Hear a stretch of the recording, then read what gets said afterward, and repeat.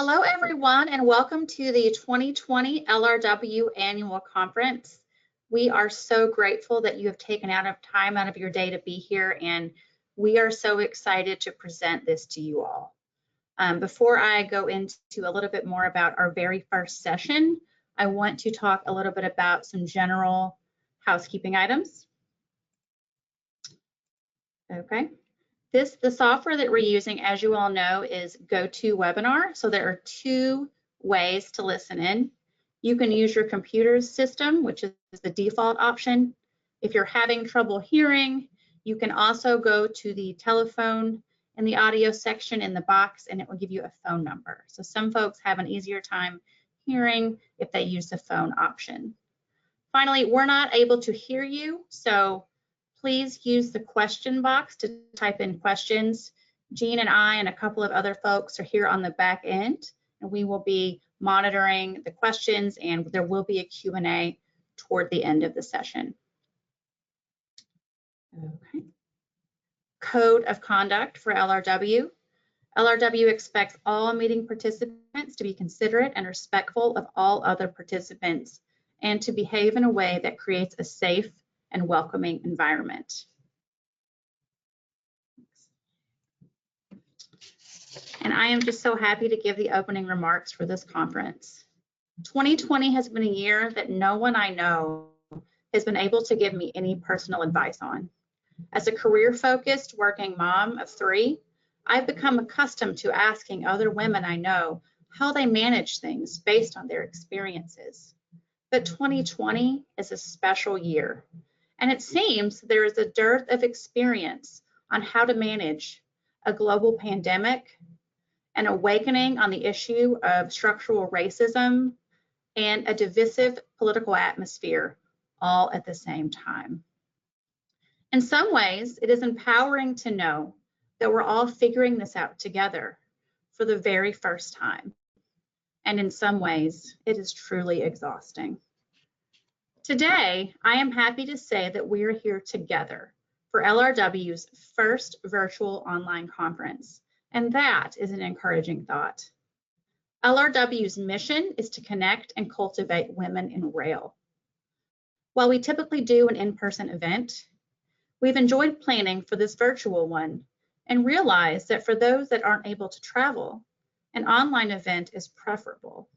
And I hope that we can continue our virtual event along with our in-person events. To be together learning about our important job-producing, economically strong industry that delivers products and people around the country is an opportunity not only to grow and build our own professional networks and careers, but our companies as well. What we learn here, we can take back. So before I introduce our keynote speaker, Jean, I have a couple of online conference pro tips. Number 1, make time for this conference. Add your sessions to your calendar and make it a priority. Think of it like a staff meeting, but in this case, it's an opportunity, it's a date for your own professional development. I know that it is easy to multitask and do work while you're listening along, but our brains have not evolved to multitask, and you will not retain as much information. So please, please, please take the time out and make this conference worthwhile for you so that you can keep learning and growing and also hopefully have some fun too. Number 2 is take notes. Get out your favorite notebook. Get out a pen that you like and take notes. There's going to be a lot to learn in this conference. And I think for me, at least, writing down notes helps me retain information. But also my hope is that you can use what you learn here all around in different areas of your career and even your personal life. Finally, please use the question feature in your GoToWebinar dash box, because that will allow you to ask us questions. And if we can't get to your question, we'll certainly try to get to it at a later time. So please use the question box. Don't be afraid to ask questions. Another thing I'll mention is that while our conference sessions, the sessions that are not networking events are GoToWebinar, but we are going to host our networking sessions via GoToMeeting, and that will be a little bit more conducive to networking. Those are going to be where you can see everybody's faces and everyone can talk. So please go and register for those sessions, and then Michelle Mowski, who is on the LRW board, will send you an invite to the Google Meet. And I think that will be a good opportunity to network. So those are going to be at different times. I actually don't have the schedule in front of me. Michelle, you're welcome to pop on and tell us what those are. In any case, Absolutely. think about doing those. Putting Michelle on the spot. All right. Finally, I am so pleased and honored to welcome Jean Savage, the Chief Executive Officer and President of Trinity Industries, as our keynote speaker. She is a truly impressive individual. Jean was named the President of Trinity in February of this year, and I am sure that, like the rest of us, 2020 has made her transition a growth experience and leadership challenge that she never imagined. Prior to her current position at Trinity, Jean was with Caterpillar Inc. for 18 years, where she held a variety of positions, and most recently, she was the Vice President of Surface Mining and Technology Division. In 2018, I had the privilege of hearing Jean speak at an event for Progress Rail. I looked at my notes from back then, from her sessions, and found some of the following lines. 1, take risks and be courageous. 2, develop a passion for learning and continue to grow your skill set. 3, learn from every opportunity, even if it's a step back. And finally, I wrote, help other women succeed. I know that Jean's session will help us to kick off this really important event in our industry, and I'm so excited to hear from her. So please get out your notebooks and your pens for today's session that is aptly titled 2020, Thoughts on an Incredible Year. All right, Jean, let me pass it over to you. Well, thank you, Amanda, and really everyone, I really appreciate the opportunity to be able to share with you today. And we all know it's definitely an unforgettable year for us. When we think about this year, I think there will be 3 major themes that we'll see or remember.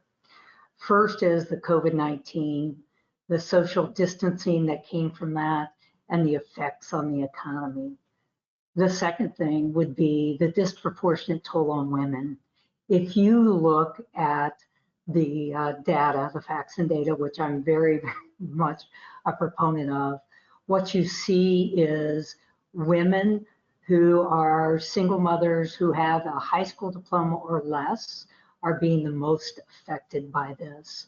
But then you go to those even with college degrees, when they have a family and someone's deciding to stay home for the homeschooling or to give up extra, it's the women who are taking that toll. And then finally, when you look at the social unrest and then the renewed interest in diversity and inclusion, I think we have a great opportunity to move forward, to be better, but now we have to make sure that we follow through with those. This year's had some silver linings, and I want to recognize that up front because the rest of my presentation may not talk as much about them. First, the diversity and inclusion that I mentioned. I have never in my lifetime seen so many companies coming out publicly, putting either goals out there for what they were going to do, starting organizations, going ahead and donating to help those in need to be able to come up or raise their expectations. I'm going to call out one. McKinsey is doing training, and it's for Black managers or leaders, and we have several people attending that. But again, a lot of news out there if you check the Wall Street Journal or go online and Google and see what's happening of companies stepping up and saying that they're going to take action. The next thing is on technology. Before this year, I'd never heard of Zoom. I was aware of Teams and the meetings there. We use that internally. But Blue Jeans app, I've used it. the GoToWebinar that we're using today. There are so many new apps that we're learning to work with. Mentimeter is an app that I really like, and it's one that allows my employees, when I have town halls, to ask anonymous questions. You can also do surveys real time and see what's important to people. And as we all learn how we do a better job on communicating in the COVID era, I think these tools are things that we need to depend on. In my prior job, I was a road warrior. So I traveled 85 to 90% of the time. So I spent more time in hotel rooms and in other parts of the world than I ever did in my own bed. And being able to stay home has had a lot of positives for me, and I'll talk a little bit about those farther on. But for others who are now off the road, I think we're all learning. Maybe we don't have to travel quite as much as we used to, and that will help with some life balances with us. And the final one, it's really a great time to start a new routine. When COVID first started, I, like a lot of people, had a little bit of weight gain. I was staying in my apartment. I was in front of a screen all day long. And it took me waking up and saying, okay, I'm going to get up early. I'm going to go get my exercise in. When meetings are done early, I'm going to stand up and walk around a little bit. I'm going to lose some weight and get in better shape. So there are opportunities that go along with COVID-19. We just have to find those and take advantage. The biggest thing that I think you can say about this year is it is a year of change. If you have heard of Moore's Law, basically it's the premise that processing power will double every 2 years. And with that, it will stay at the same price. And if you look over the last 60 years, that principle has held true. So we've seen entire building holding computers go down to your cell phone, and your cell phone has more processing power than those initial computers that we had. So big changes there. It's changed our jobs. If you look at the horizon, the autonomous vehicles, which in the mining sector, I was responsible for autonomous vehicles. We've seen them come a long way in acceptance and reliability, and definitely in safety. You have robotics, artificial intelligence. All of these are coming on and will change our lives. So the world around us is changing. My question for you is, are you changing to keep up with that? I've talked a lot of years about the need to adapt, to be able to make those changes to succeed. I get to spend time with colleges, sometimes with high schools, and when I talk to those individuals, it's about the fact that they will need to reskill at least 5 times during their career. And to be able to do that, you need to have a passion for learning. Learn something new every day. Don't be afraid to learn. Don't be afraid of the change. Sit back, think about what that change means to you, how you can adapt yourself to make it a positive, and you can help the company move forward. To do that, critical thinking is also very key. So you need to know what is staying the same. What are the skill sets that you've already learned that you can use in this new world that we're in? What are the skills that you need to develop? And how are you going to go about getting those skills? Is it going to be online? Is it talking to some of your coworkers? Figure that out. I spend the first 20, 30 minutes every morning looking at Harvard Business Review, or Spark, which is a program we have to see what's going on, to learn from other experts. Also, there's CEO panels that I get to participate in, so I can make sure I'm hearing the most current information. All of us are learning during COVID-19, and we have to make sure that we're staying educated on what's happening around us. So the big question for you is, what are you doing during this time? And how are you doing? If you're doing okay, are you checking in with other family members or with other coworkers? Are you trying to help them work through the environment that we're living in today? Now, COVID-19, when I came in February, I had less than a month to transition into a new CEO role. And I can tell you that COVID threw wrenches into everything. We sent everyone home, and priorities switched for me and many CEOs to, do we have good cash flow? What's our liquidity like? Can we make it through this pandemic that we're having and the resultant effects on the economy? The next thing you had to think about was, how am I doing for my customer? Am I meeting their demands? Am I going to be able to make sure that I'm getting their product to them, I'm servicing them, and I'm there to answer their questions? Once you get through that, it was about the communities that you're living in. How do we help support them? Luckily, here at Trinity, we have some great employees who stepped up and helped the local food banks. They helped the United Way to make sure that we could help the 50 million plus people, or at least those in our communities, be able to survive the uncertainty they were going through.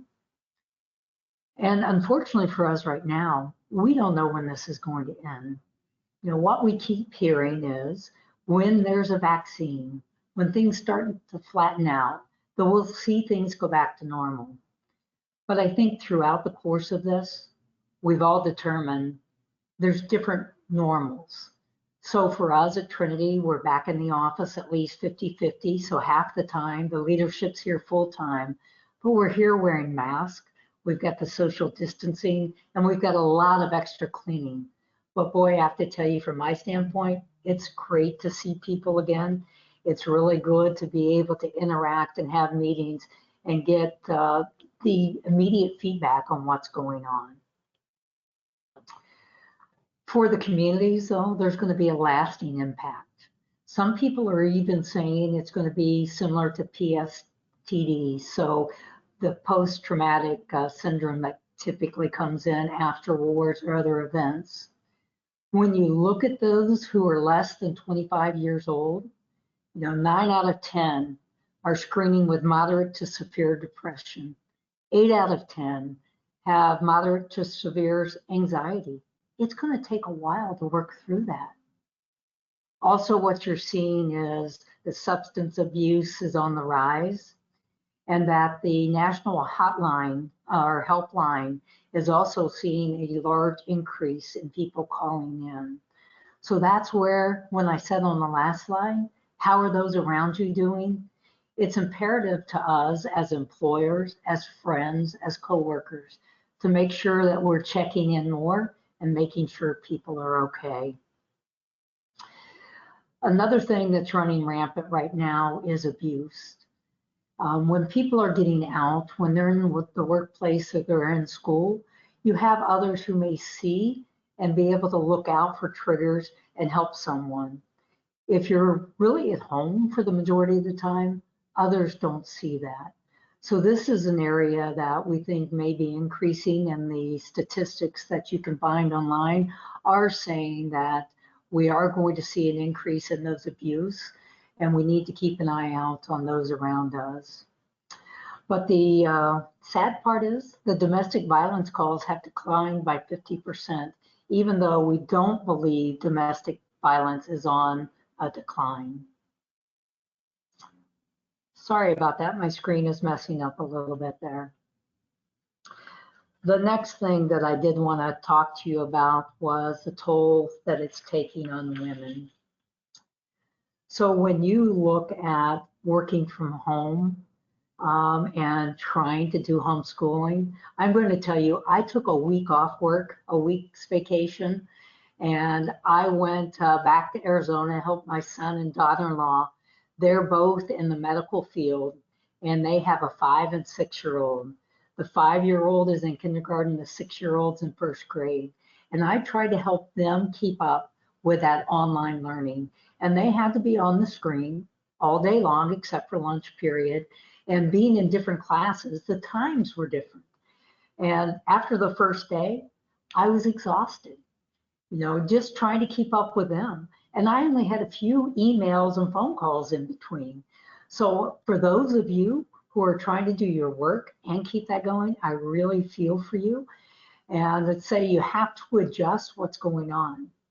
By day 3, I had figured out a lot of it and was a lot less stressful. Day 4, they didn't have any online classes. And I've told people here at Trinity that in an hour and a half, we had all of their schoolwork done and we could move on. But there's a lot of change that has to take place. The other things that you have to think about is a disproportionate amount of the household work goes to women. So I'm going to encourage you all to make sure that you're having discussions with your partners on how you balance things out, how you can make sure that all of that extra workload isn't coming to you, because you need the breaks too. You need to be able to shut down. You need to take some of the vacation time to recharge. Otherwise, you're going to burn out. For those of you who are deciding to step back, what we're thinking may happen and what we're seeing somewhat in different industries around the US is some women are saying, I'm going to step out of the workforce for a couple of years. The fear is, are we going to now have a gap in the pipeline and now set back the promotion opportunity that we saw for women? And that's something that as CEO groups that we're talking about, how do we avoid that? What do we do? How do we make sure there's some semblance of balance so we can keep the diversity and inclusion going in our workplaces? The next one is the social unrest and diversity and inclusion. The social unrest, first I'm going to say it's regretful that we had the tragic deaths that have occurred this year. And I'm going to say that I wish they'd never happened. The one positive that's come out of all of this is the realization that maybe we haven't come as far as we need to for diversity and inclusion. Maybe it's not just in the workplace, it's around our communities, and it's brought that to the forefront. I've never been on as many calls, Wall Street Journal, CEO calls, where people are talking about what do we do? How do we help overall to make sure that we elevate this and that it doesn't just go away after this year? How do we keep the momentum that has now started and make something good come out of the tragedies that have occurred? When you look at the companies that have had a good diversity and inclusion program, who have made some of those commitments and stood by those, they outperform the companies that have not. You can look at diverse boards, you can look at diverse leadership teams, and you can see that. And my own personal opinion is that is because you're getting those diverse opinions at the table. You're getting that diverse thought process that really leads you to question, to think about different ideas, to come up with different solutions, and then go forward with the best solution. So I'm hoping that this is one area that we continue to improve on.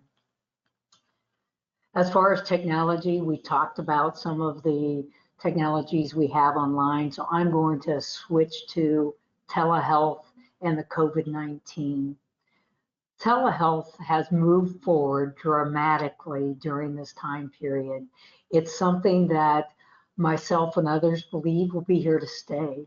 It's great for those who don't want to take a sick child, a sick family member out to a doctor's office to be seen. Now you can call up the doctor or the nurse. You can talk to them about the symptoms, have that face-to-face interaction via call, but you can do that and then get your prescription, do what you need to do and move on. That's going to save a lot of us a lot of time and a lot of travel. And then with COVID-19, I've been on calls with 4 or 5 different CEOs from these drug companies. And what they're saying is they've never seen it move this fast as far as coming up with a vaccine. Typically, coming up with a vaccine would take 3 to 5 years, sometimes even longer. Think about 9 months ago, we were trying to talk about COVID-19, what it might mean, and started the movement for the vaccines that are going to be able to help us. Now we're in late stage development of these vaccines. The belief is before the end of the year, those in the high-risk categories will be getting these vaccines. And next year, early next year, we'll start seeing it come out for others to get it. And by the end of next year, we think the vaccines will be available to be able to get 90% plus of our population if they'll take them. So I think that's one of the good things when you look at the collaboration that's occurred between government, between the hospitals, doctors, and the drug companies to be able to accelerate the need for the communities that we work in. I talked about being a road warrior myself and the fact that it's great to be home. The one thing I do want to say to you, though, is for those who are the families of those road warriors, it's also bringing in different dynamics. I had two friends and their families come in over the weekend from San Antonio. Both of the spouses said, you know, you need to talk to us about this. It may be great for the individual. For us, we've had to change what we do.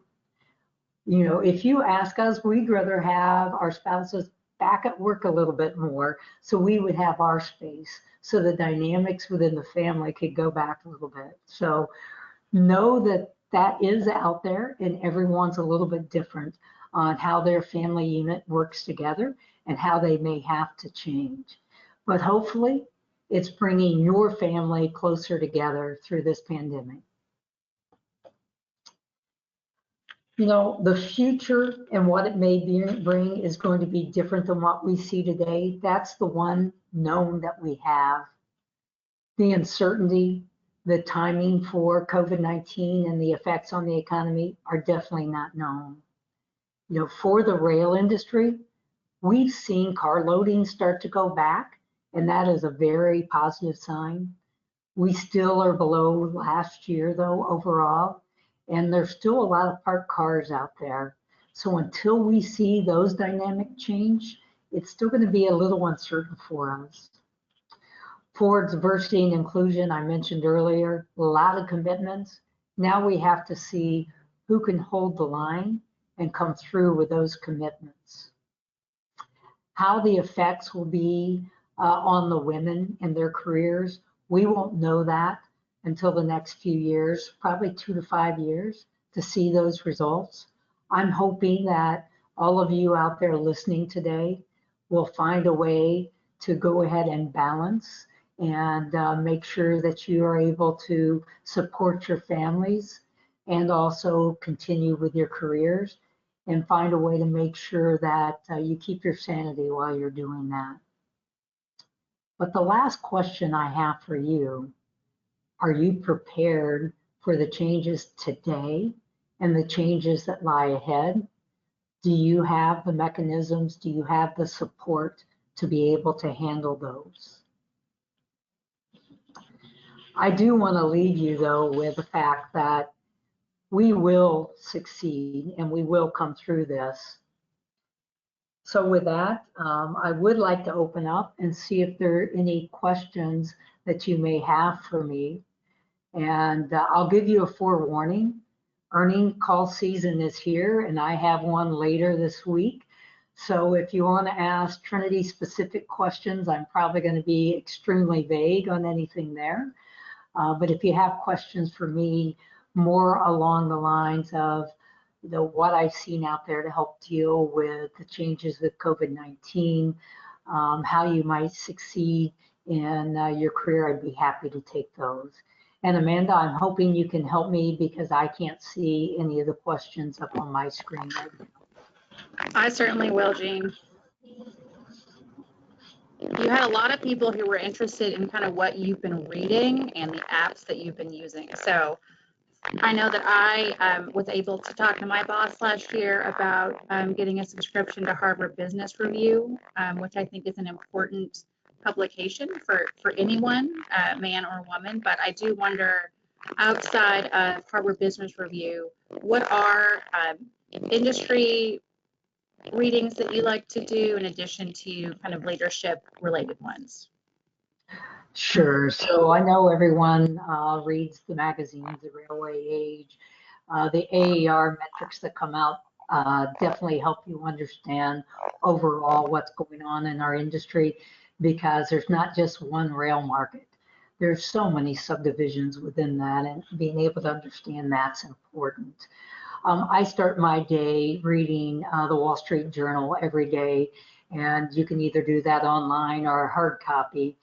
And then there's also the Harvard Spark, which allows you to have access to Harvard professors, guest speakers, and different articles that are written. You can choose the area you want to look at. Some of them are how to effectively lead a online presentation or meeting, some tips for that. How to deal with change in these uncertain times and what you should look for. How to make sure your messages are getting across and that you're getting the engagement up there. All of those are critical. And then, as I mentioned, I belong to some different organizations. I'm on a board of directors, so I get access to them. They will have guest speakers come in and talk to you about what they're seeing, what the effects on different industries are, what some tools may be that you can use. But if you've not used the Mentimeter, Mentimeter app, that is just an excellent app where you get honest, true feedback, because in the Teams app, you can tell who asked what questions. So some people are a little hesitant sometimes if they have a tough question. But if you take those Mentimeter apps, if you look at those questions, if you're willing to answer the tough questions, it really opens up the dialogue and you get some great feedback. You find out what's going on with your organization and you can address things that you need to address. Thank you, Jean. We have a few questions. If you are feeling overwhelmed by home and work duties during the pandemic, how would you suggest bringing this up to leadership? Is this honestly better than silent burnout? It is better than silent burnout, because if you try to keep all of this in, what you're going to find is you're going to be stressed at home with your children or family that you have. You'll get very short sometimes, or that would be me getting short in my response to them. And you'll start to see the effect on your work. You'll start to see that your effectiveness goes down, your efficiency goes down. It's better to have the discussion. And we've had some feedback come back here where people said that all of a sudden meetings were going through all of their lunchtime, or that they were starting early meetings and going all the way through dinner. And that gave us the opportunity to get back out to our leaders and say, an exception may be to have a meeting at lunch, but it should be an exception. It shouldn't be an everyday event. And you need to think about people and what else that they have going on to allow them to have time to be able to address those needs. The other thing that we started here was 50-minute meetings. So you have a tight agenda, you need to stay on schedule, but that 10 minutes gives you a break. You can stand up and walk around, you can go get a drink of water, something so you can keep your sanity and not sit in front of a camera all day long. So I would encourage you to somehow get the feedback to your leaders. If there's an anonymous way and you don't feel comfortable telling them directly, use that. If there's not an anonymous way, talk to a leader that you trust or HR and make sure they understand that that struggle is going on. You are not alone. A lot of people throughout not only our industry, but across the nation are feeling the same way. Hopefully that helps. Absolutely. Anything else? Yeah. That's great. Thank you so much, Jean. So we have another question here from the audience, and the question is, what was your experience like when you did take over as CEO? Was there a positive, negative? How was the feedback? So the team here was very accommodating. They were great. So coming in after being out of the rail industry for several years, needed to come back up to speed. And anyone I would ask a question of, they would come in, spend the time, make sure I had the understanding. So that's always key, having a great team to be able to do that. When I first came in, I was able to get out and see some of our facilities and our people there, because the real work's not done in a corporate office. It's done out in the field. And it's done in our support areas who are having those daily interactions with customers. So that was all great, but we were going through a lot of change. At Trinity, we put out a new strategy. We have a new purpose statement, and we were going through some reorganization. So doing all of that remotely took a lot of effort from the leaders and from the employees. We had to engage. We had to have more town halls, more interactions to make sure we were getting the feedback that sometimes you get at the water cooler. So it's been a terrific experience. I think I would have liked it a lot more if we would have been at work the whole time, but I think everyone stepped up and addressed the changes that we had to, and also the changes in the environment that we're working in. That's an excellent answer. And we're coming right to the end of our time here with the questions and answers. I will provide you with those questions so that, if there's another method in which we can answer some of our audience here later, we can feel free to do that. Thank you so much for joining us on behalf of all of the LRW Network leadership team. We are so grateful for you being with us. And thank you again. Please, everyone, join us for our next session, and we will see you soon. Thank you. Thank you, everyone. Take care.